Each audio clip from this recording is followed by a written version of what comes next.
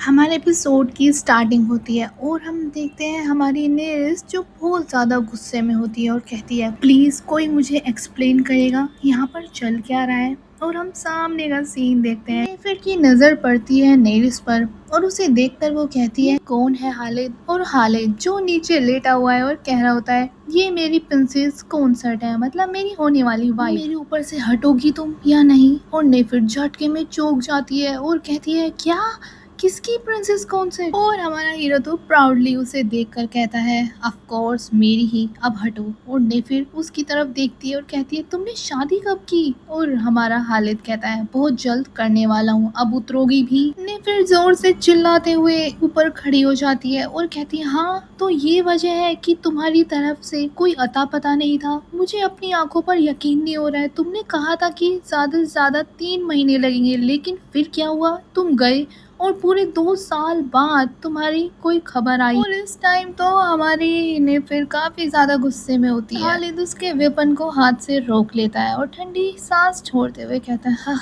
All right, अब जल्दी से शांत हो जाओ। ने फिर जो और ज्यादा गुस्से में आ जाती है और ब्लैक होरे के साथ कहती है तुम मुझसे शांत रहने की उम्मीद कर रहे हो, तुमने मेरे जमीर को मेरे समंदर में फेंक दिया। क्या क्या तुमने एक बार भी मेरे भाई के बारे में सोचा जो तुम्हारी वजह से इतनी समय से दूर दराज के उन इलाकों में फंसा हुआ है। पर गुस्से में अंधी हो जाती है और अचानक वहाँ से वो अपने नाइफ के साथ हालिद के ऊपर कूद पड़ती है और कहती है चलो अब अपने मुंह से कुछ बोल कर दिखाओ। लड़ाई के बीच नेरी कूद पड़ती है और हमारे हीरो की शील्ड बनकर आगे खड़ी हो जाती है और बोलती है बहुत हुआ। भी हमें दिखता है कि ब्लड के कुछ ड्रॉप वहाँ पर गिरते हैं और हालिद चिल्लाता है नेरी। और हालिद के एक्सप्रेशन से साफ पता लग रहा है कि वो बहुत ज्यादा नर्वस हो रखा है। और दूसरी तरफ हमें कुछ उड़ते हुए बाल दिखाई देते हैं जैसे वो कट हो चुके हैं। और हमारी नेरी आगे की तरफ उसका हाथ पकड़ लेती है जिससे वो हमला कर रही थी हमारे हालिद के ऊपर। हम देखते हैं नेरिस के मुंह पर तो एक कट हो चुका है और वो कह रही होती है फिर भी एक स्माइल के साथ ये बेहद दुर्भाग्यपूर्ण की बात है,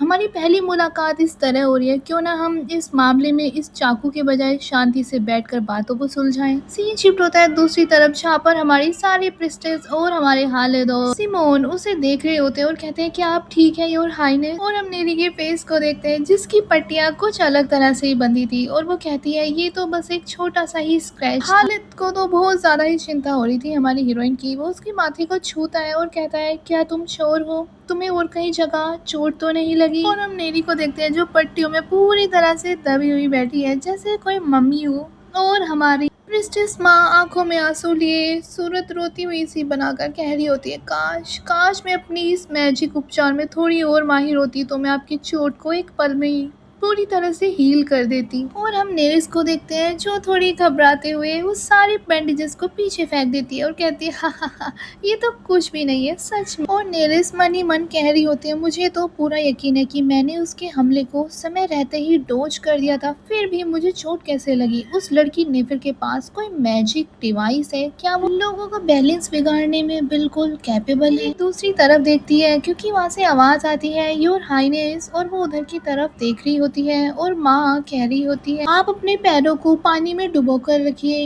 ये हल्का गर्म पानी है, आपकी घबराहट दूर हो जाएगी। और हमारी नेरी स्माइल करके उस पानी के टब में अपना पैर भिगो देती है और माँ दोबारा आती है एक टी को लेकर और कहती है ये टी है, आपको हेल्प करेगी रिलैक्स करने में। और हमारी हीरोइन उसकी टी को भी ले लेती है और सिप करके पीने लगती है और उसको मजा ही आ जाता है, उसके गाल रेड हो जाते हैं। दूसरी तरफ हालिद और सिमोन सर हिला रहे होते हैं और हमारी हीरोइन मन में कहती है मुझे देखने से ऐसा लग रहा है कि मुझसे ज्यादा शांत होने की जरूरत तो तुम सबको है। गेट दूसरी ओर से नोक हो रहा होता है और हमारा सिमोन जाकर गेट को खोल देता है और देखते हैं सामने कोई लेडी होती है। नेरी कंफ्यूजन के साथ गेट की ओर देखती है और जो भी गेट के अंदर होता है वो सिमोन के पीछे पीछे आ रहा होता है और सिमोन कहने लगता है योर हाइनेस ऐसा प्रतीत होता है ये अपनी कल की हरकत के लिए आपसे क्षमा मांगना चाहती है। और हम सिमोन के पीछे देखते हैं नेफिर बहुत सीरियस लुक के साथ शांत खड़ी होती है और हमारी प्रिंसेस नेफिर आगे की तरफ आती है और एक पॉजिटिव वाइब के साथ कहने लगती है ऐसा लगता है कि मेरी नासमझी और जल्दबाजी के कारण आपको काफी कष्ट पहुंचा है योर हाइनेस, मेरी जैसी बेवकूफ शख्सियत ने उस महान आत्मा को चोट पहुंचाने की हिम्मत की है जो एक दिन इस एम्पायर की एम्प्रेस बनेगी। मैं कड़े से कड़े दंड की हकदार हकदार हूँ। और वो नीचे घुटनों के बल बैठ जाती है और ने फिर आगे कहती है, मैं दिल से शर्मिंदा हूँ, अगर आपकी इच्छा हो तो आप मुझे हर्जाने के तौर पर सिनार का पूरा एम्पायर आपको सौंपने के लिए तैयार हूँ। और नेरिस तो हैरान होकर झटके से खड़ी होती है, उसकी तरफ चिल्लाती है, अरे इसकी कोई जरूरत नहीं है, जो कुछ भी हुआ उसमें कुछ हद तक गलती मेरी भी थी। नेरिस दूसरी तरफ देखती है और हमारा हालिद वहाँ पर खड़े होकर ये सब देख रहा होता है। और नेरिस कहती है, क्या आप तीनों प्लीज यहाँ से कुछ पल के लिए हमें अकेला छोड़ सकते हैं। और नेरिस मन में कहती है, एक प्रिंसेस के लिए दूसरों के सामने इस तरह अपोलोजाइज करना, मुझे पूरा यकीन है कि वो अंदर से बहुत ज्यादा अपमानित महसूस कर रही होंगी। और तभी हमारे हालिद बिल्कुल सीरियस लुक के साथ कहते हैं, अगर इसने तुम्हें अकेले पाकर फिर से अटैक करने की कोशिश करी तो। और हमारी नेरिस थोड़ी नर्वस होकर कहती है, हाँ इसकी आशंका ना के बराबर है, आप लोग यहाँ से जाइए। और हम हालिद और प्रिंसेस माँ और सिमोन को देखते हैं जो बाहर जा तो रहे हैं पर वो उन्हें घूर रहे हैं क्योंकि उन्हें बिल्कुल भी यकीन नहीं है नेफर पे। और वो जाते हैं और गेट बंद कर देते हैं। और हमारी नेरिस उसे देखकर कहती है, प्लीज आप खड़ी हो जाइए। और हमारी नेरिस अपनी पानी के उस टब से बाहर निकलकर बाहर की तरफ आती है जिससे पानी आसपास गिर रहा होता है। और वो नेफिर के सामने बैठ जाती है, नेफिर जो सर झुकाकर बैठी है। और नेरिस हंसते हुए मुंह पर हाथ रखते हुए कहती है, आप भी ये सोच रहे होंगे कि ये आपका कुछ ज्यादा एक्सट्रीम हो गया है, मतलब बढ़ चढ़कर हो गया है। सच कहूँ तो मैंने आपके पावर का अंदाजा लगाए बिना बीच में ही आपके सामने कूदने की हिम्मत की। मैं माफी चाहती हूँ प्रिंसेस नेफिर। ये सुनकर ही हमारी नेफिर उसकी तरफ हैरानी से देख रही होती है और कहती है, आप मेरा नाम जानती हैं। नेरिस मनी मन में पसीने पोंछकर साफ करते हुए सांस लेती है राहत की और कहती है, हाँ उस ईरानी के शाही घराने की फैमिली ट्री में इतना सब कुछ उलझा हुआ था कि मुझे मुश्किल से ही इसका नाम याद रहा है। और तभी हम फ्लैशबैक देखते हैं जहाँ पर नेरिस सिमोन से पूछती है, प्रिंसेस ने फिर फैमिली में काफी ज्यादा इम्पोर्टेंट मेंबर लगती है। हाँ। और हमारा सिमोन सोचते हुए कहता है, जी योर हाइनेस आपने बिल्कुल सही कहा, वो हमारे प्रिंस हालिद की सगी उनकी मैटरनल कजन है और वो ईरानी साम्राज्य के डार्क वॉरियर सनेर की रक्षक है और उन्हें डार्क वॉरियर के नाम से भी जाना जाता है। इरीना की साउथर्न वाली तरफ बॉर्डर सिटी पर है। ये सुनकर नेरिस तो प्रेजेंट में मुस्कुरा रही होती है और कहती है, बिल्कुल मैं भला उस वॉरियर को कैसे नहीं जानूंगी जिसने हमारे एम्पायर के पूरे साउथर्न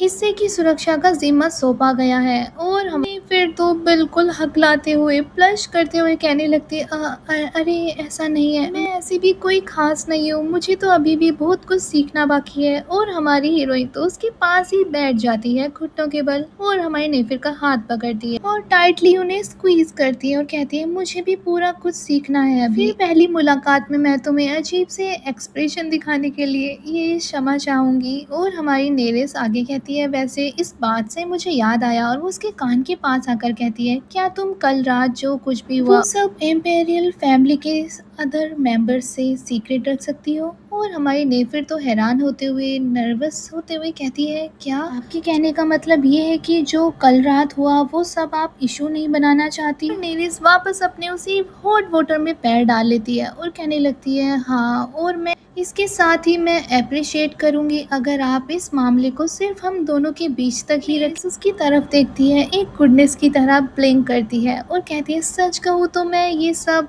काफ़ी ज़्यादा मुझे शर्मनाक लगा। ज़रा सोचो, एक छोटी सी मामूली खरोच के लिए यहाँ इस तरह ठाट से बैठकर मैं पैरों को अपने पानी में डुबोए बैठी हूँ और मेरी सेवा में लगे हैं सब। ये ज़रूरत से ज़्यादा ही बढ़ चढ़ कर हो गया। तुम मेरी बात से सहमत नहीं हो? सारी बातें सुनकर तो हमारी नेफिर को झटके पे झटके लग रहे थे, उसकी हार्ट बीट फास्ट हो गई थी और वो मन में कहती है, मैंने सोचा था कि ये बिल्कुल डिफरेंट नहीं है मेरे इगोस्टिकल घमंडी कजन से। मतलब यहाँ पर वो हालिद को कह रही होती है और कहती है, जबकि ये तो होने वाली प्रिंसेस है लेकिन ये तो बिल्कुल ही जैसा मैंने एक्सपेक्ट करा था उससे अलग है। और हमारी नेरिस तो आराम से गुनगुनाते हुए पानी में पैर छपछपा रही थी और नेफिर तो उसे एकटक देखी जा रही थी और बैकग्राउंड में कहने लगती है, इसके पूरे वजूद के हिसाब से वो काफ़ी ज़्यादा मिस्ट्री और मंत्र मुग्ध करने वाली आकर्षक लेडी है और इसकी खूबसूरती लेवेंडर बिल्कुल लिलिक के जैसी, उसकी जादुई आंखें, उसकी शांत सौम्य व्यवहार, ये सभी चीजें उस पर काफी सूट करती है और वो अपने मन में हमारी नेरिस के लिए बिल्कुल श्रद्धा भरते हुए कहती है।